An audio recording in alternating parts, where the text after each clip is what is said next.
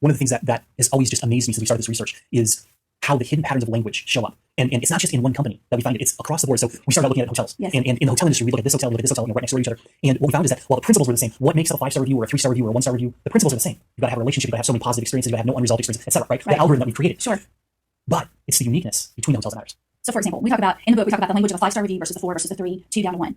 What are the principles? When I think of principles, and you and I spend a lot of time talking about this, because we see it over and over and over with the businesses that we work with. Right. So you and I, we grew up together in the hospitality industry. We've done a lot of work with hotels. Since we have branched out and worked with so many different types of service-based companies and product companies, we keep coming back to the principles. And the principles are universal. So when we talk about creating a customer experience, that's a universal principle. Mm-hmm. What becomes unique is what does that experience look like for your business? So no two Hampton Inns are the same. Right. No two McDonald's are the same if you want to take different spectrums of business. So when we talk about these hidden patterns, it's fascinating to me that there's a principle of a 5-star review. It's going to sound different inside the culture, inside the employee demographic of an individual business. Absolutely. But the principles are the same. And I think we can talk a lot about that. What are you seeing in the work that you're doing right now around studying that review? What are the principles of a 5-star review? Well, the principles of a 5-star review really come down to a couple key things. One is there can be no unexpected negative experience. In other words, if a person goes in advance, they're going to have potentially this type of negative thing happening.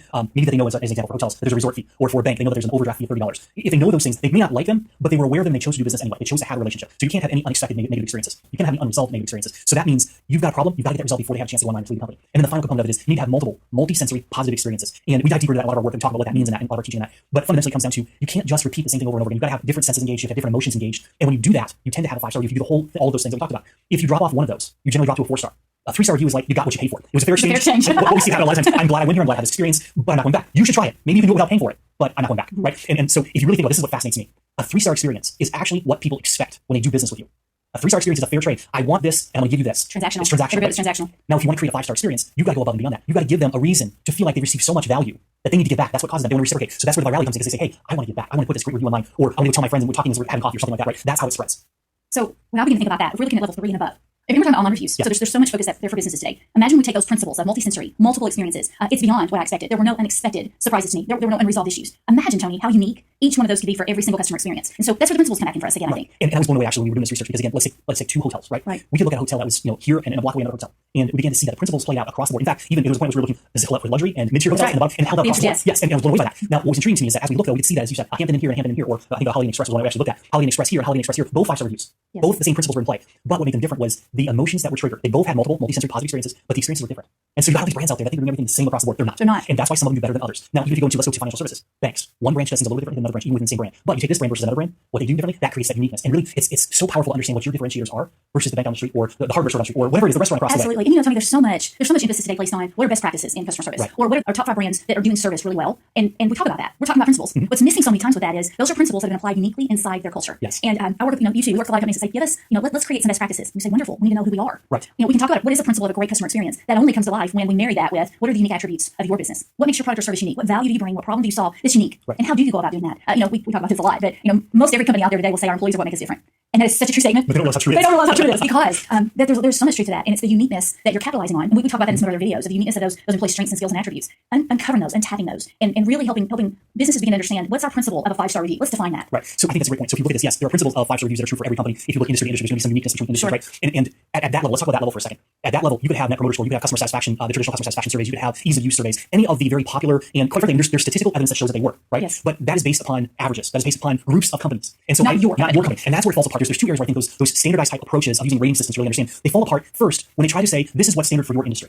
You're not the same as your industry. And in fact, if you try to be like the best in your industry, you'll never break through. You'll never break out, because you're going to be doing the same thing on average that the best in the industry are doing. So you can't catch up with them. Mm-hmm. And maybe that's your goal. That could be a worthy goal if you're starting out in the customer experience genre. And it may be a worthy goal. However, you are trying to become good like this company, and it's impossible. You lose your soul in the process. You lose your soul. And that's where I think it's so interesting for the companies that we work with that are part of a larger brand. And so you find franchises that are competing against one another. Right. And healthy competition is wonderful. Mm-hmm. But you can't compare customer experience. And that's the second part. Right? That's where I see these rating systems falling apart, because so many people are concerned about what's the ASEI or ACSI? Where am I? Am I the top? Am I the mid? Am I the bottom? I've had clients who are the top rated in their industry, top rated across many industries, and they're so concerned about that number 1 rating. But the reality is, you can't get too concerned about that rating. It creates this false sense of competitiveness. If you think about it this way, there's absolutely no competition for a 5-star review. There is none, because the customer's having an experience with you in this moment, with your employee in this moment. So you could have 5-star reviews for everything you're doing. You could have all 5-star reviews if you did it right. The company across the street that's your competitor do the same thing, have all 5-star reviews. There is no competition in 5-star reviews. When you look at TripAdvisor, you'll get ratings and higher and lower, all that. There's competition there. I'm not blind to that. But the reality is, you don't need to focus on competing against other people. You need to focus on making every experience a 5-star experience. Which begins to really alter thinking and transform thinking of what is a 5-star experience for our business, exactly. our customers, our product, our team. And there's a richness to that. How unique can I be? Yes. And have we ever gone through that exercise of describing that or defining it? Or have we, I think like most companies, they've fallen into the trap, albeit a worthy one, is with the best of intentions of, we need to know what our competition is doing, right, so we can decide how we need to perform. And I tell clients all the time, quit worrying about your competition. Focus on who you are, right, and define that well. Know thyself. You have to know yourself first. It is good to be aware of your competition, but you do not need to focus on your competition. And we work with a lot of clients, and we said, it's not important to know what your competitors are doing right now. Now, it is important to be aware where they excel and where they don't excel, because you may have to up-level some of your game.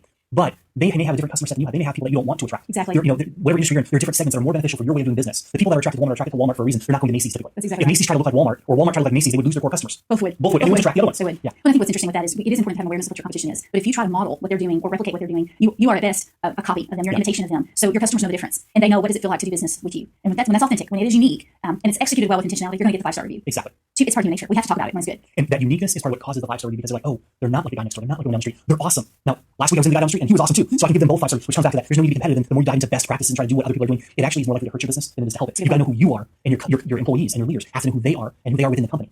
And that really moves it from this complete experience to being to understand what's the complete customer, what do they want, what's the complete employee, how do we engage the employees, who's the complete leader, how does that leader need to behave and act, and what are they thinking and feeling that drives all this. So if you look across the whole spectrum, you've got to have the complete leader, the complete employee, the complete customer, and the complete experience is the encapsulation of all of it. Absolutely.